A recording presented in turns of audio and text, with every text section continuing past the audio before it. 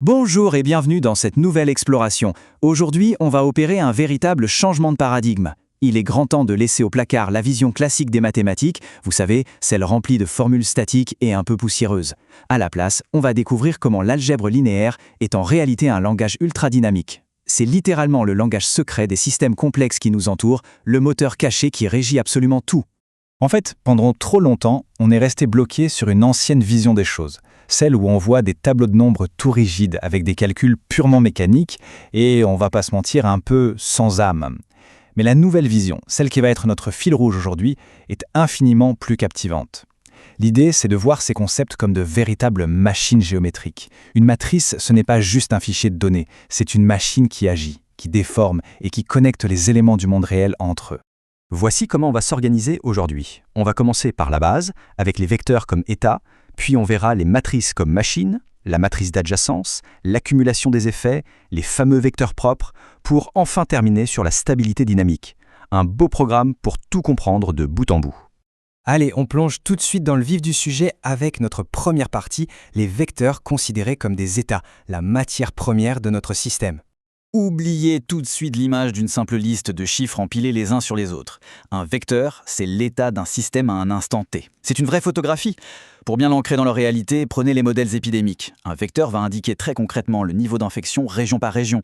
En économie, il représentera le volume de production de chaque secteur. Dans nos réseaux, ça sera le score d'importance de chaque nœud et socialement la répartition des opinions dans une foule. Bref, ce sont des instantanés d'un écosystème en plein mouvement.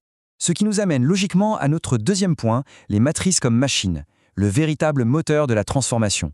Il faut vraiment envisager une matrice comme une règle qui transforme des vecteurs en d'autres vecteurs. C'est un opérateur super actif. Imaginez un mécanisme qui va tirer, écraser ou mélanger les coordonnées géométriques. Dans un environnement complexe, elle incarne les règles du jeu. Cette machine va littéralement booster certaines directions et en freiner d'autres, en dictant avec une précision redoutable comment le système entier se métamorphose. Troisième étape de notre exploration, comment on traduit l'architecture d'un réseau en algèbre avec la matrice d'adjacence. Cette définition est cruciale parce qu'elle révèle la vraie nature de cet outil. La matrice d'adjacence, c'est littéralement le pont qui convertit la forme physique d'un réseau en un calcul mathématique. C'est l'élément vital qui prend des connexions réelles, comme des routes ou des liens sociaux, et en fait des opérations. Elle ne fait pas que mémoriser la forme du réseau, elle définit exactement comment une information ou une influence va pouvoir y circuler. Et c'est là que la magie opère, honnêtement. Quand on multiplie cette matrice d'adjacence par notre vecteur d'état, on convertit toute l'architecture du réseau en un calcul pur et simple. En une fraction de seconde, cette opération met à jour la valeur de chaque acteur en agrégeant l'influence qu'il reçoit de tous ses voisins. C'est d'une élégance absolue pour comprendre comment l'activité se redistribue globalement. Passons maintenant à l'étape 4, qui est l'une des plus fascinantes, l'accumulation des effets, ou comment l'influence indirecte se propage. Quand on détaille tout ça, on voit se créer une vraie chaîne de causalité. L'étape 1, c'est notre état de base, l'effet immédiat. L'étape 2 vient capter l'influence directe de nos voisins immédiats. Mais l'étape 3, c'est là que ça devient dingue. C'est l'influence des voisins de nos voisins. Imaginez une rumeur qui se propage dans une ville et gagne en ampleur de rue en rue, et ainsi de suite avec l'étape 4. Mathématiquement parlant, la matrice inverse se comporte comme un immense accumulateur qui additionne méticuleusement toutes ces ondes de choc à travers le réseau. On arrive au cœur conceptuel de notre analyse, la cinquième partie, les vecteurs propres et la recherche de la résonance naturelle. Ce qui est vraiment intéressant ici, c'est le comportement ultra singulier de ce qu'on appelle un vecteur propre. Quand ce vecteur particulier passe dans notre machine matricielle, eh bien sa direction ne bouge pas d'1 millimètre. Il garde sa structure intacte. La matrice se contente juste de le redimensionner, de l'allonger ou de le rétrécir. Ces vecteurs propres sont capitaux parce qu'ils nous dévoilent les modes naturels du système, c'est-à-dire les comportements dominants qui vont ressortir sur le très long terme. Un nœud est important s'il est connectible à des nœuds importants. Écoutez bien cette phrase. On dirait presque une réflexion philosophique sur la vie en société, non? Pourtant, c'est une propriété mathématique implacable, tirée du théorème de Perron-Frobenius.